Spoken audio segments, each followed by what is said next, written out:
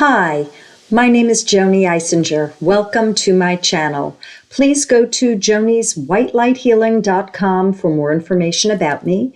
I'm a psychic, a medium, a healer, and I began doing some paranormal investigations. I can be found on LinkedIn and SoundCloud and on Facebook. And here, right on YouTube, please subscribe if you haven't. Press the bell all icon.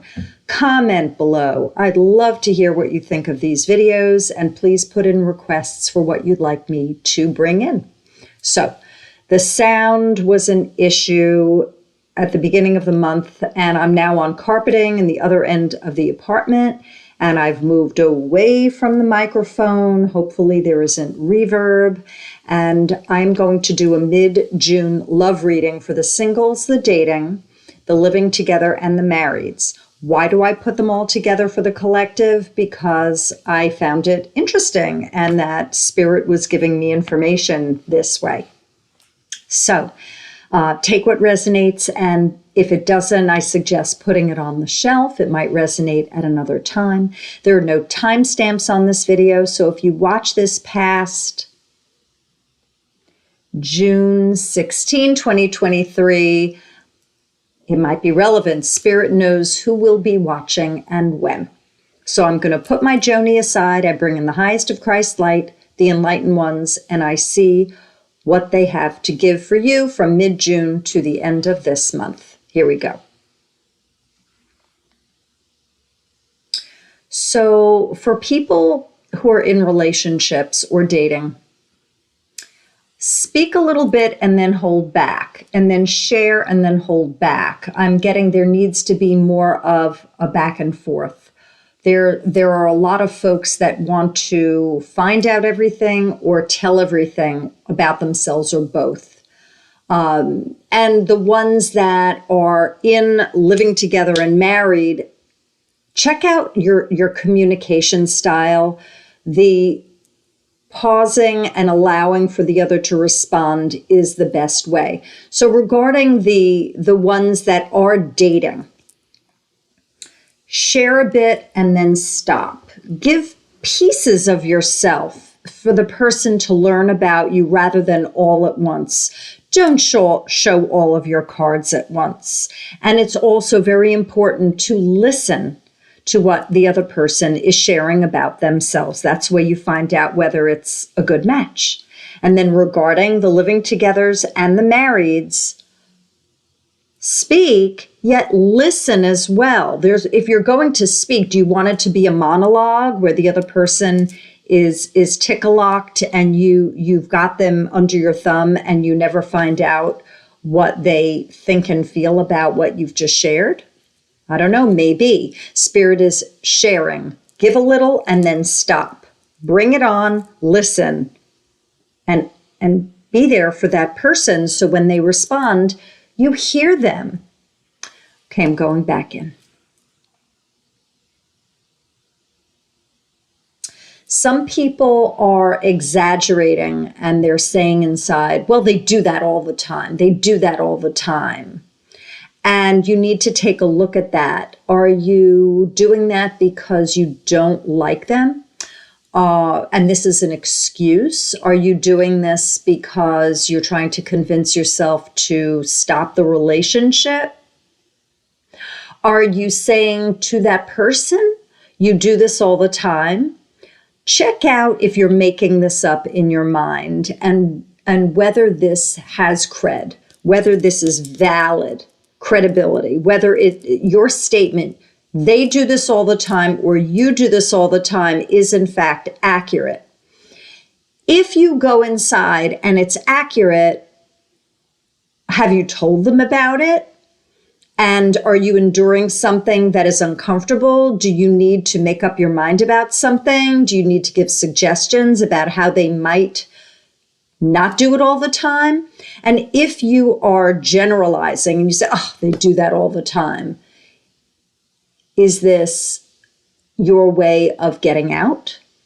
Is this your way of feeling better than and putting them down? What is the motivation behind the generalization, if so, of saying they do it all the time? And if they do it all the time, What are you going to do about it? What is that about? Research that, and that's for you. That's for anyone. Any situation you're in. It could be even just dating. They do that all the time. Dating a person or people, they do that all the time. Living together and marrieds, same thing. Okay, going to go back in. So there's a lot of I wonder. Well, what are you going to do about the wonder? Are you going to ask? I wonder. So you could stay in your head a lot. I wonder. Now, wonder is wonderful. It's fabulous.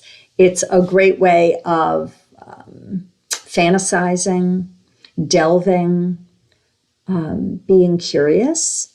So if you are about to enter into a relationship, or you are with someone and you want to get deeper, the first question, I wonder, and then what you're going to do about that as well. So are you going to just keep wondering and have it just sit there in the cloud? Or are you going to bring it down and ask or explore or research? Wonder is fabulous. It's a stepping stone. Go for it. Spirit is saying, wonder brings it on. I'm going in again. So for the egotists, for the ones that are self-absorbed, work on your stuff. Spirit gives me, there's a fee to pass. So it's like, well, it's for the aggrandized self. Oh, I'm so luscious, I'm so big that it's going to cost you. I'm priceless. You really can't put a price on me. I'm so exquisite. I'm extraordinary. So work on your stuff. It seems that this is a time there's no room for this, and that actually the ones that have overinflated egos are getting stuck. And there seems to be a deepening of getting stuck in the mud, that if you haven't worked your way through, it's going to be just a little bit tougher to yank those boots out of the mud. Work on your stuff, folks who might be self-absorbed and think that they are God's gift in relation to a person that they are dating, living with, married. And just to add, Spirit isn't judging you. There's no judgment. You're not less than. It's just there's no room for it in a new earth. People will have less and less tolerance for the peacock that is strutting. Not the balanced peacock, the unbalanced one.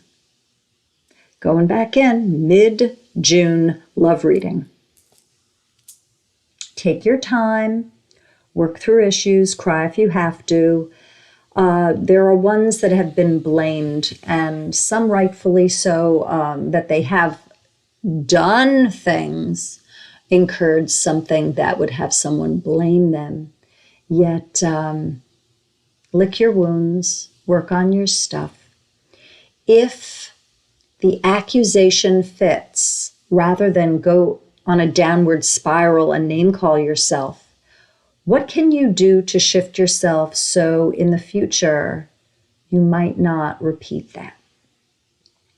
Cry, journal, lick your wounds, take a walk, exercise, stay away from drugs and alcohol. They're depressants, they bring you down. Mind and mood altering drugs will not assist in the process of clearing your stuff. And for some of you who have been blamed, you need to move on. I'll see if there's anything more Spirit has to say regarding love. So for those of you who are passionately and deeply in love, I got Just the Two of Us. I got that song. And I feel like many are married or are considering marriage, and it's beautiful. And you're to cheer this on, bring it on. It's beautiful. Are you happy? Ask your heart whether this is what you want.